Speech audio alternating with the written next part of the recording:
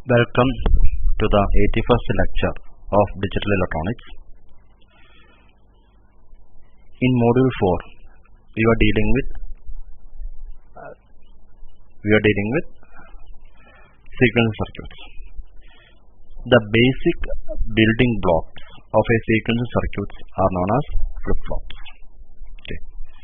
So that is the basic definition of a flip-flop. That is, there's a basic building block of a sequential circuit is known as flip-flop. Now, see how these sequential circuits are formed. If you are looking to the sequential circuit,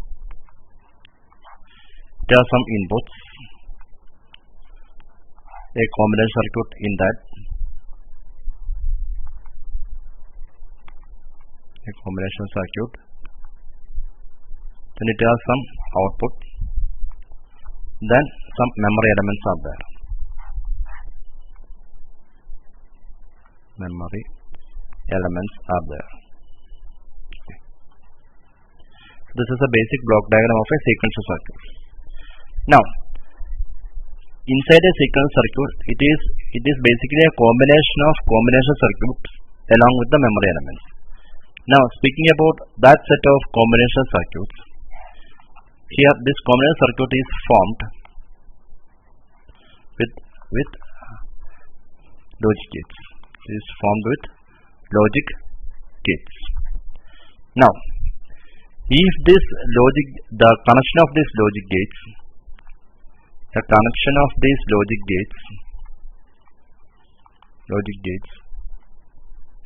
itself produces memory.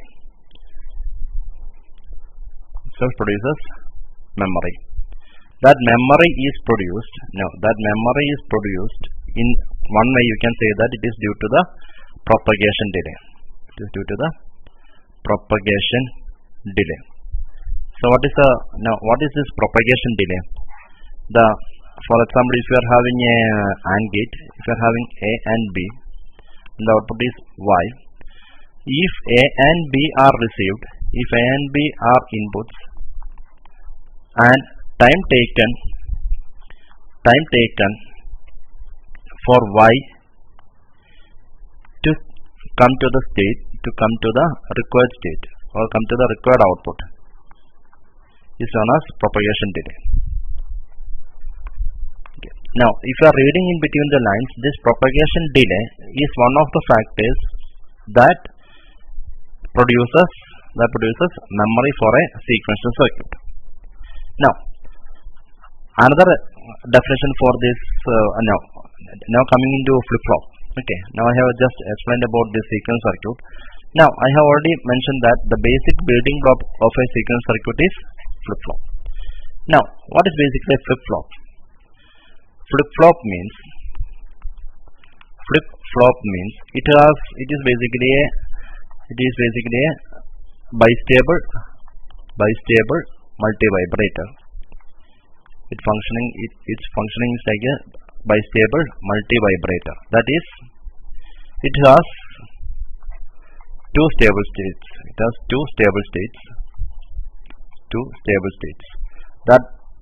That stable states are logic 0 and logic 1, or we can write it as logic low and logic high. Write in this way. That means it can come to 0 or its value can be 1. Now, another specialty is that it can remain in logic 0 for indefinite time or logic 1 for indefinite time. Now, coming into a general block, now each flip-flop only has 1 bit memory. That means it has the ability to store only 1 bit. Now, if you are coming to the general block diagram of a flip-flop, so it has f of, that is a general short form of a flip-flop. It has so many inputs. There are so many inputs. Okay, and it has only two outputs, Q and Q bar. So this is the normal output, and this is the inverted output or complemented output. So this is a general block diagram of a flip-flop.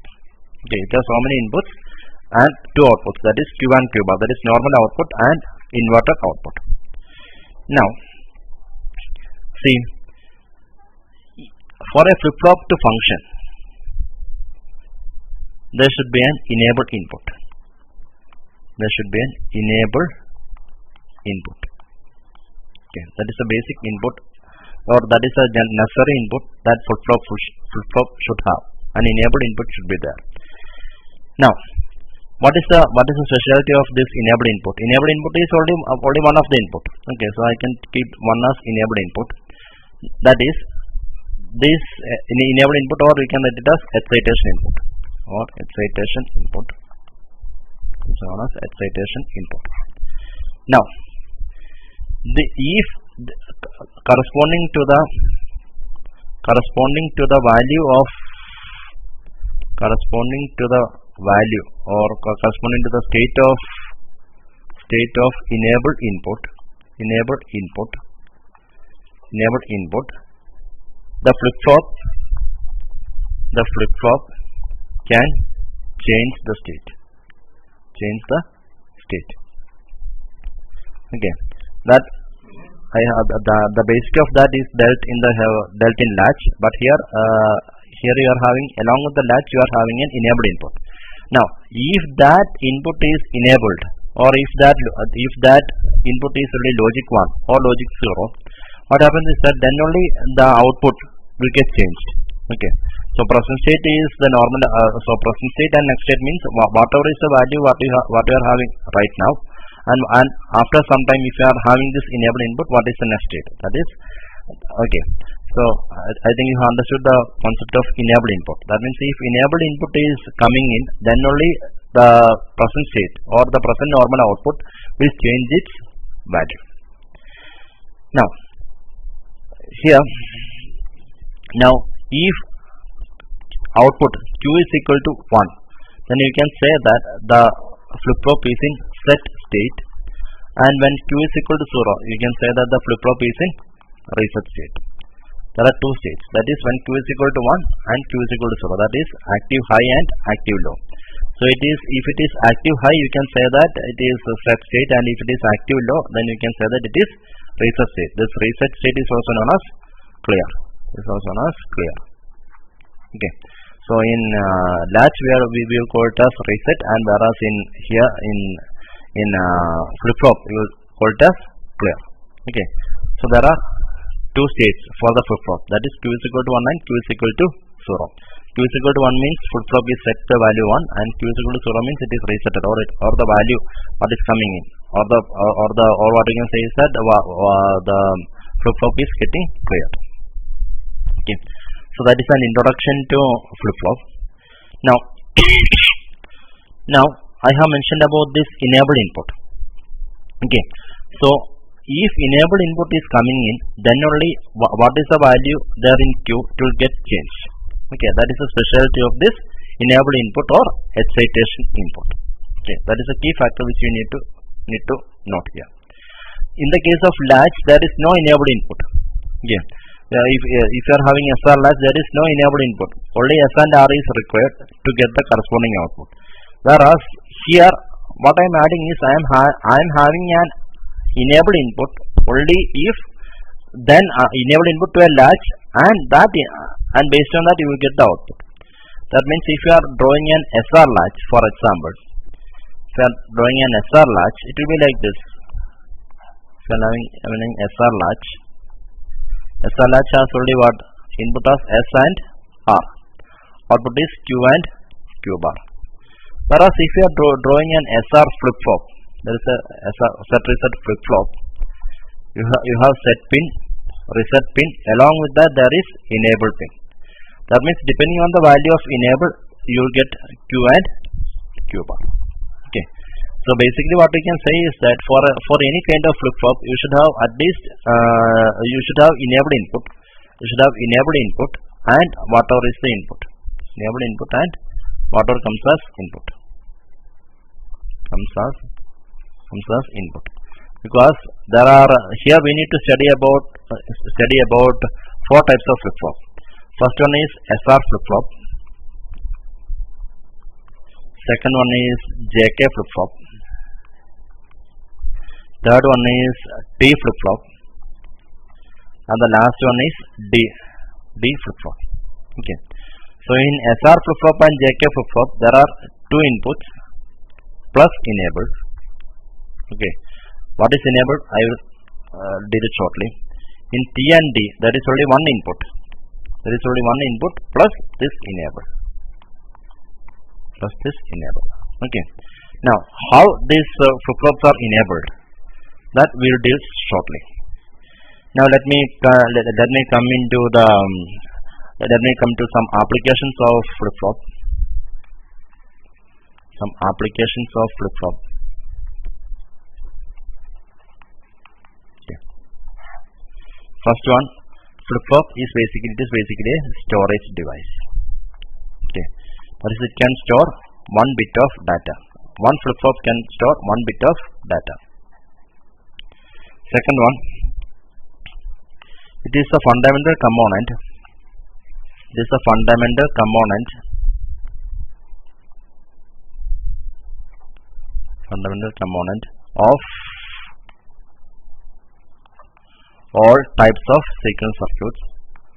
All types of sequential circuits, especially registers and counters. These are the two main applications of flip flop. Okay. So now coming into a close-up of this lecture. So here gated latches are known as flip flop. Okay. Now coming into flip flop. So what is basically a flip flop? Flip flop means it is a basic building block of a sequence circuit. So what is basically a sequence circuit? That is the next question.